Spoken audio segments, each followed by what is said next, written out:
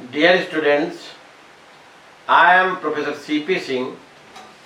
I shall discuss today in this lecture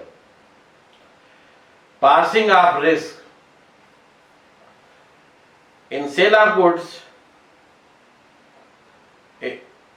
transfer of ownership. There is a rule: risk prima facie passage with property. Risk prima facie with ownership.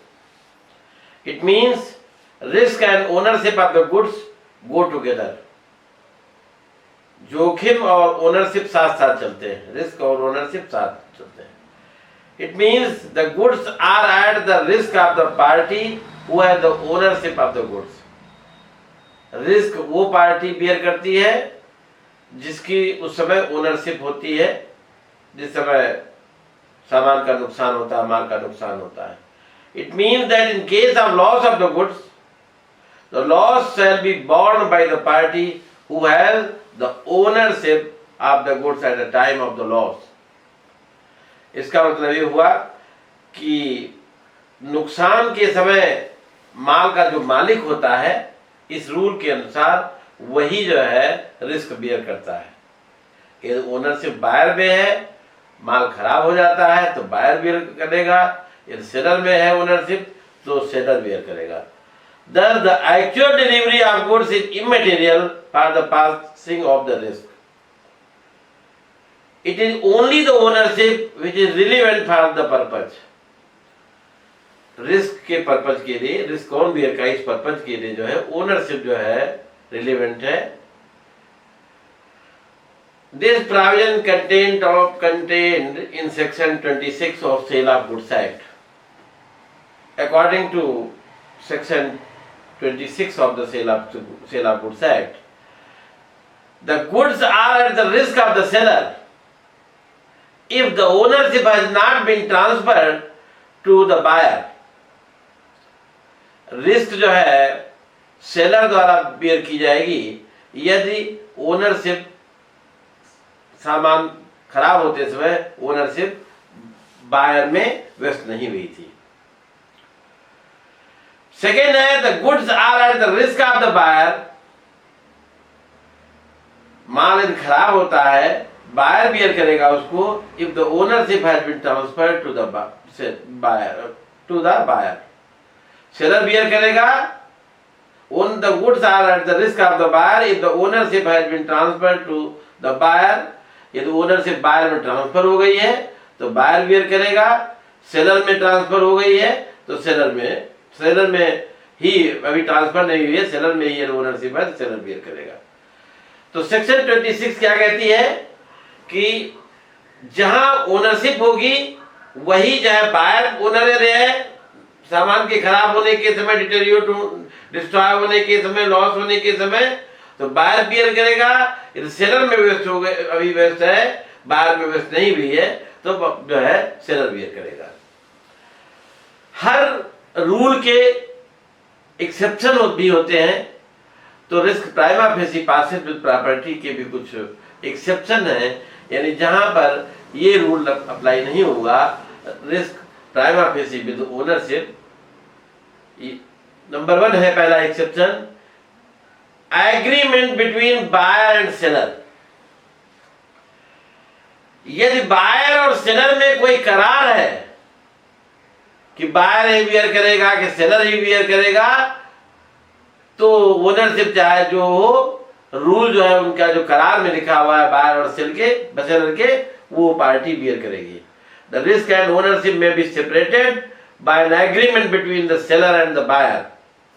In other words, the terms of agreement between the parties may provide as to when the ownership shall be transferred and who shall suffer the loss.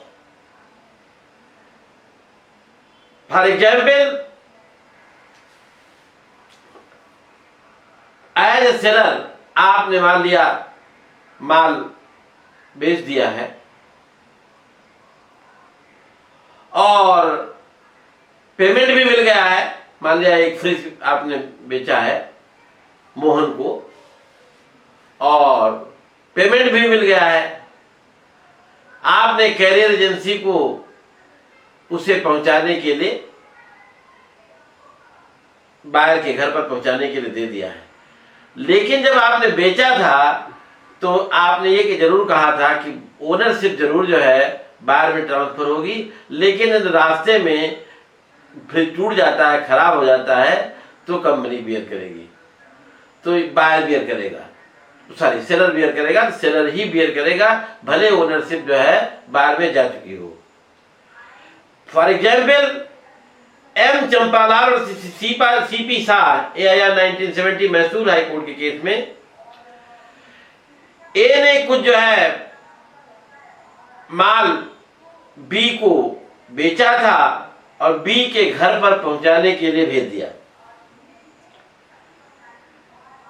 दोनों के बीच, ए और B के बीच जो करार था, agreement था, उसमें specially provision था कि during the transportation the goods shall be the property of the seller but at risk of the buyer।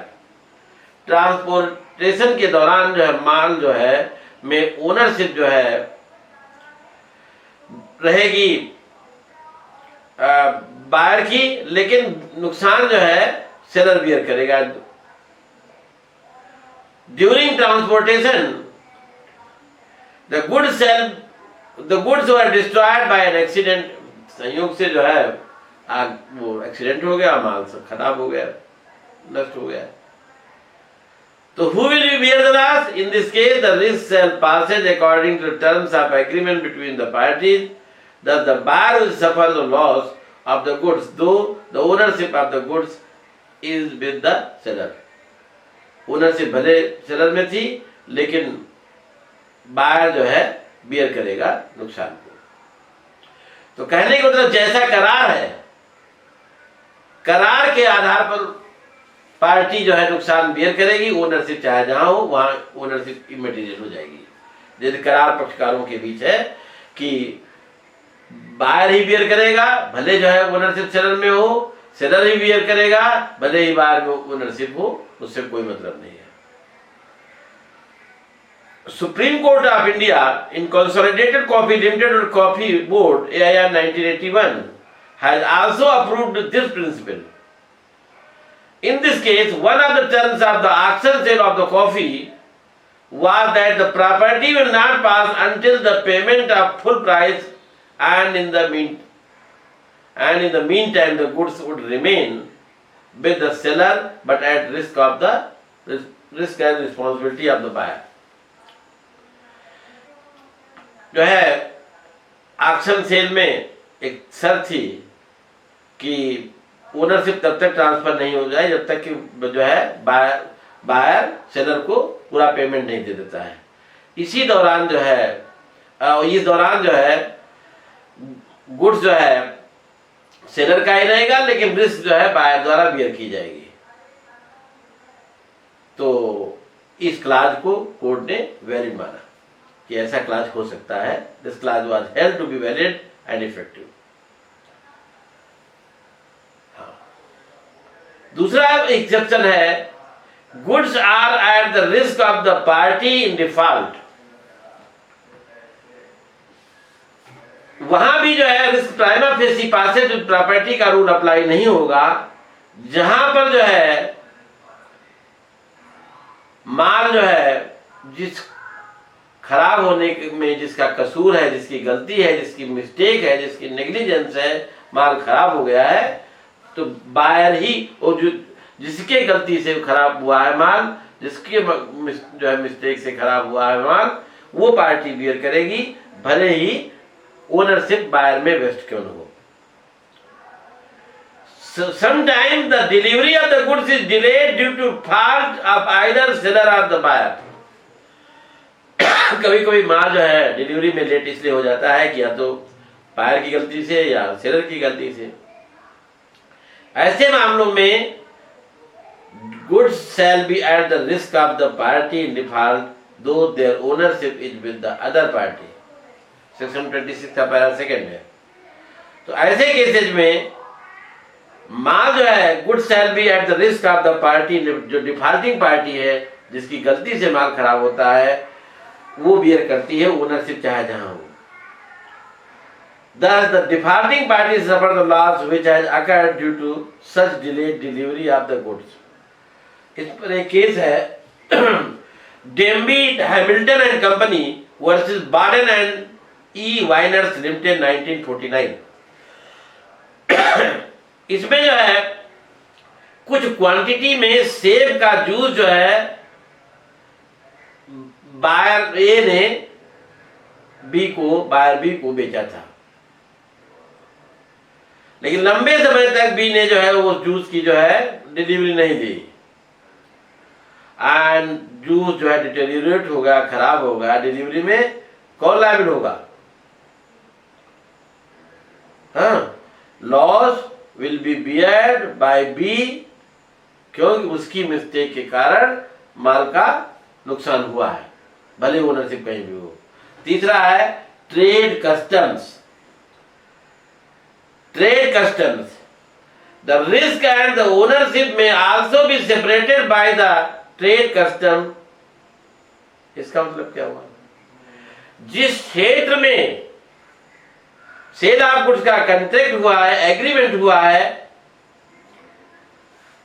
या सेल हुई है, तो उस एरिया में कोई पार्टिकुलर ट्रेड प्रचलित है तो वो अप्लाई होगी, वो ट्रेड अप्लाई जो है कस्टम अप्लाई होगी, rule prima facie with parcel with property apply नहीं होगा। जैसे trade and custom in the customary rule prevent in a particular trade which is generally followed by the parties. For example, trade customs may provide that the goods shall be at the risk of the buyer whether or not the ownership has been transferred to him. Thank you very much.